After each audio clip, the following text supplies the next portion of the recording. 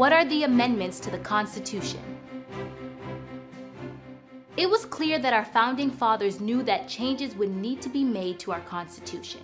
In fact, they even outlined how these changes could occur. Article 5 of the Constitution addresses the two ways an amendment can be part of the Constitution.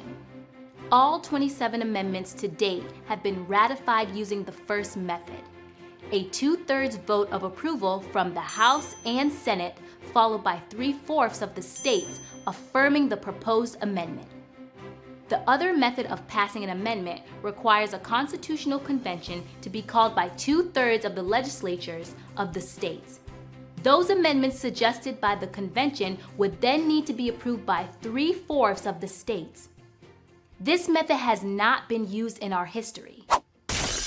The first 10 amendments, known collectively as the Bill of Rights, were ratified by the states on December 15, 1791.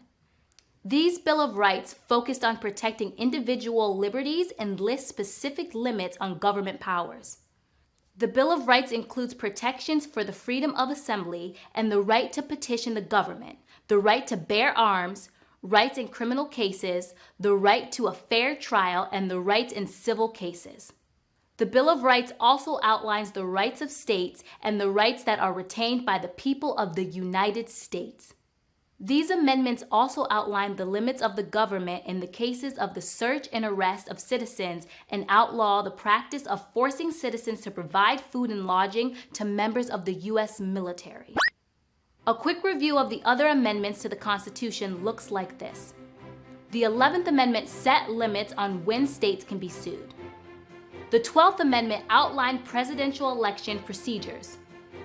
The 13th Amendment abolished slavery, while the 14th Amendment defined what it means to be a U.S. citizen and provided the rights of due process and equal protection under the law. The 15th Amendment to the Constitution gave all men the right to vote regardless of color. The 16th Amendment gave the federal government the right to collect income tax. The 17th Amendment allowed for senators to be elected directly by the people of each state. The 18th Amendment outlawed the sale of alcoholic drinks. In 1920, the 19th Amendment gave women the right to vote. The 20th and 21st Amendments were passed in 1933. The 20th Amendment outlined the details of the terms of office for the President and Congress, while the 21st Amendment repealed the 18th Amendment. In 1951, the 22nd Amendment limited the president to 2 terms or, in certain circumstances, a maximum of 10 years in office.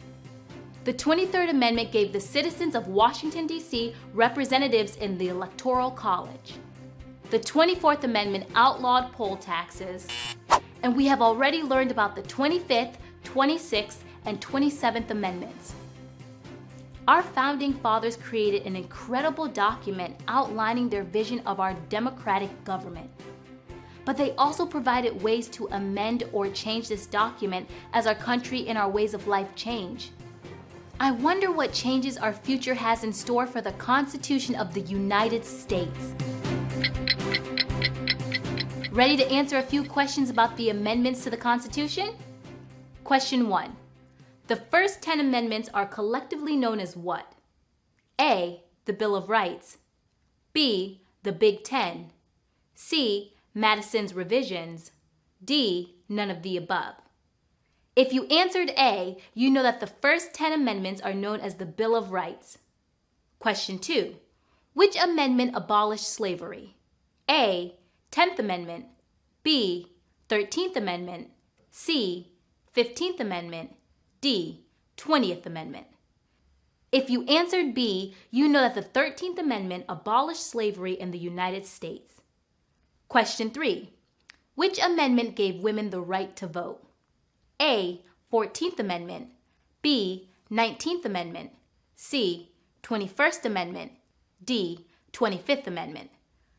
The correct answer is B. The 19th Amendment gave women the right to vote.